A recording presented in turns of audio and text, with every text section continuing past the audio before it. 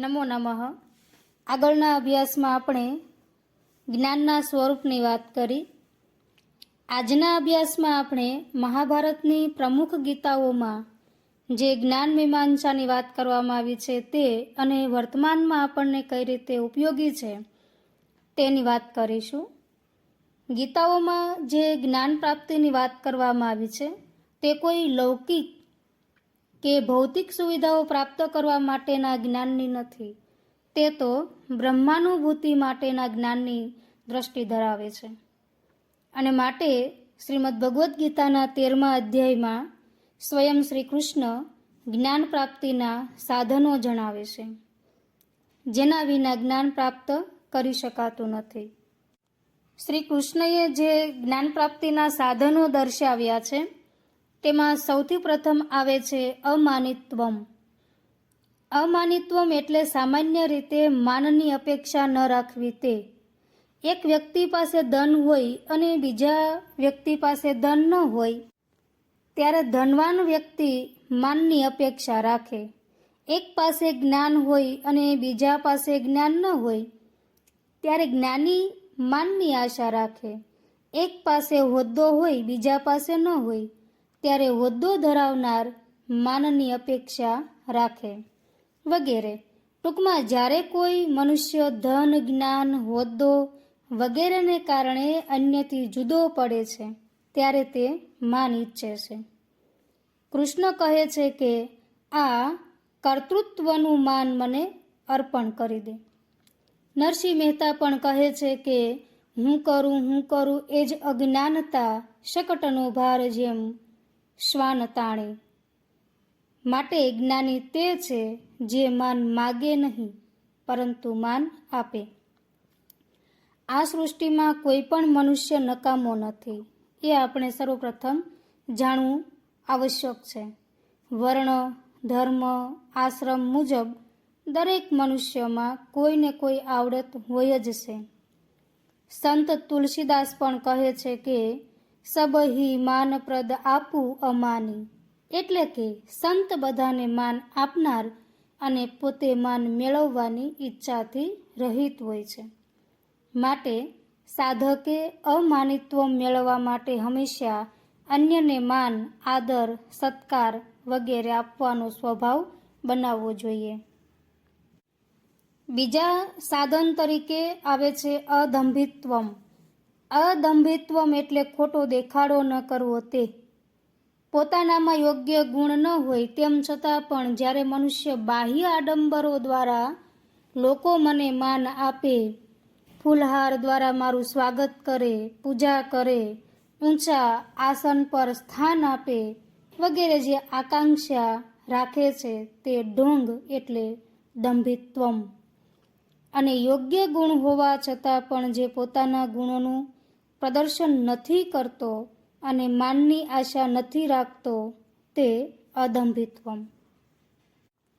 પોતાનામાં પવિત્રતા છે, સદાચાર છે, શુદ્ધિ છે, પરંતુ જો લોકોની સામે તે રજૂ કરવામાં આવશે તો તેઓ મારી હાંસી ઉડાડશે એમ વિચારીને પવિત્રતા, શુદ્ધિ, સદાચારનો ત્યાગ કરી સામેવાળાની જેવા બની જવું તે પણ દંભિત્વમ જ છે.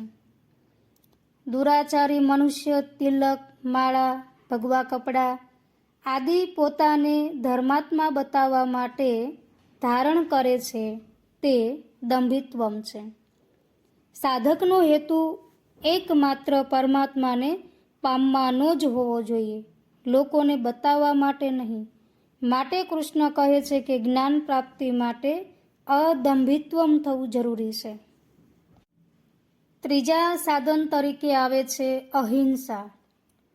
મન, વચન અને વાણીથી ક્યારેય કોઈને દુઃખ ન પહોંચાડવું તે અહિંસા.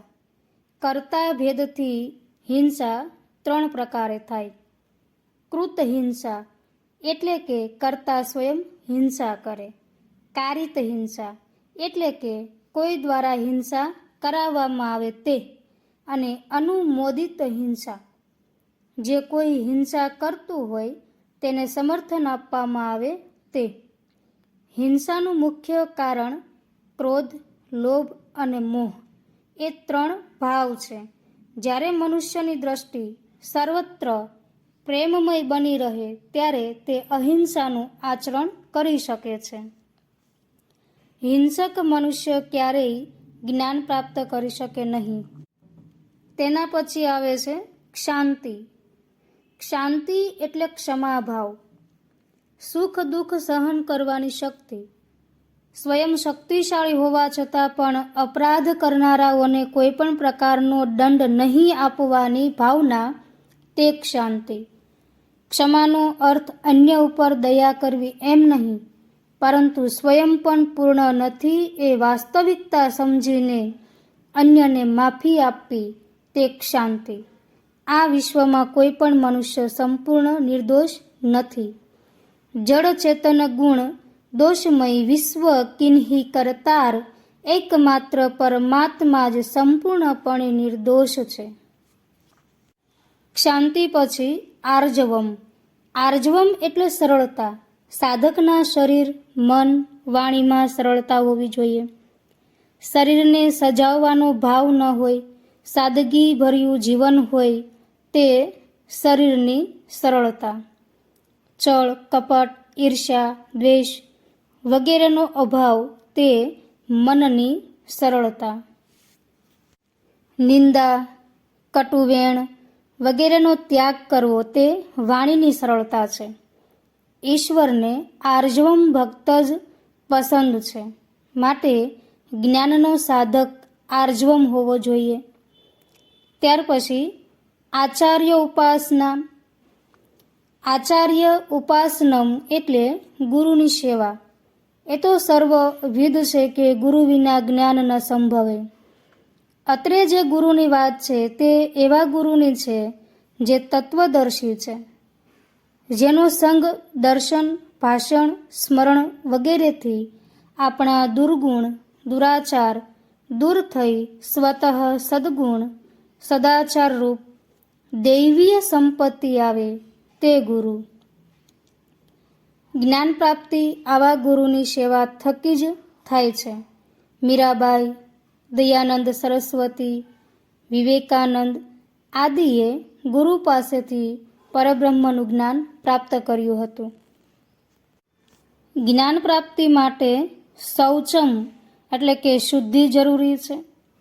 બાહ્ય અને આંતરિક શુદ્ધિ એટલે શૌચમ. જેવી રીતે જળ દ્વારા શરીરની શુદ્ધિ થાય, તેમ દયા, ક્ષમા, ઉદારતા વગેરે દ્વારા અંતઃકરણની શુદ્ધિ થાય છે.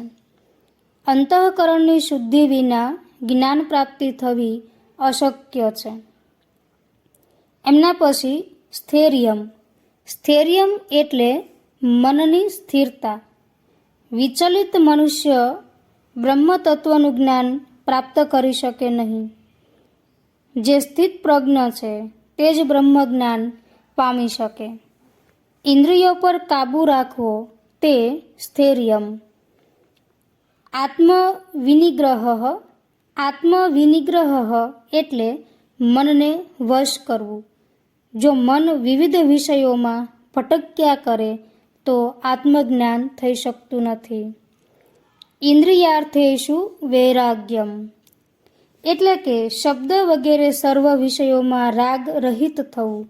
વિષય ઉપભોગોથી ભાગવું નહીં, પરંતુ વિષય ઉપભોગો સામે હોય તેમ છતાં પણ તેમાંથી વિરક્ત થવું, તે. માત્ર ભગવા વસ્ત્રો પહેરી લેવાથી, મુંડન કરવાથી, તિલક કરવાથી સાધુ બની શકાતું નથી. ભોગ્ય પદાર્થો નજર સમક્ષ હોય, આપણા માટે જ હોય, તેમ છતાં પણ વૈરાગ્ય આવે, તે ઇન્દ્રિયાર્થેષુ વૈરાગ્યમ. વૈરાગ્ય એટલે સંસારનો ત્યાગ નહીં, પરંતુ સંસારમાં રહેવા છતાં ભોગ્ય પદાર્થોમાં વિરક્ત રહેવું, ઇન્દ્રિયો પર સંયમ રાખવો, તે. જ્યાં સુધી બાહ્ય પદાર્થોમાં ઇન્દ્રિયો ભટક્યા કરશે ત્યાં સુધી બ્રહ્મજ્ઞાનની પ્રાપ્તિ અશક્ય છે.